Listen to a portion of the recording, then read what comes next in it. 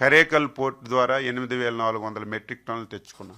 డామ్రా port ద్వారా 10,000 metric టన్నులు తెచ్చుకున్నాం. 28వ తారీఖున గంగవరం పోర్టుకు ఒక 10,350 మెట్రిక్ టన్నులు వచ్చాయి. ఏదైతే మనకి జూలై ఆగస్టు బ్యాక్లాగ్ ఉందో ఈ బ్యాక్లాగ్ లో ఈ 3 రోజులు దాదాపుగా మనం 30,000 మెట్రిక్ టన్నులు తెచ్చుకున్నాం. ఇంకొక సంతోషకరమైన వార్త, ఈ రోజే మనకి 53,000 మెట్రిక్ టన్నులు అలాట్ చేయబడింది కేంద్ర ప్రభుత్వం. కాకినాడ పోర్టు ద్వారా 25,000 మెట్రిక్ టన్నులు, గంగవరం పోర్టు ద్వారా 28,000 మెట్రిక్ టన్నులు మనకి ఈ రోజే అలాట్మెంట్ వచ్చింది. ఎవరు దీని గురించి ఆందోళన చెందవలసినటువంటి అవసరం లేదు. ఇంకొక 20 రోజుల్లో ఇంకొక 20 వెజల్స్ వస్తున్నాయి. కేంద్ర ప్రభుత్వానికి కూడా కృతజ్ఞతలు తెలియజేస్తున్నాను. రాష్ట్ర ప్రభుత్వం తరపున, రాష్ట్ర రైతాంగం తరపున అడిగిన వెంటనే ఇస్తున్నారు. ఇది కావాలని కొన్ని దగ్గరలా ఇది రాజకీయం చేయడానికి ప్రయత్నం చేస్తారు. సాక్షి పేపర్ చూడండి, తెల్లవారితే లైన్ లో ఉన్నారంట. ఎరువులు కూడా లైన్ లో ఉండి తీసుకుంటున్నారు. సిస్టమేటిక్ గా చేస్తున్నాం. ఎక్కడ ప్రైవేట్ డీలర్ ఉంటే అక్కడ ఒక సెక్రటరీ పెట్టాం, ఒక ఆఫీసర్ పెట్టాం. ఈ మధ్యన గందరగోళంగా ఏదో దారి మళ్ళీపోతుందంటే ఫస్ట్ టైం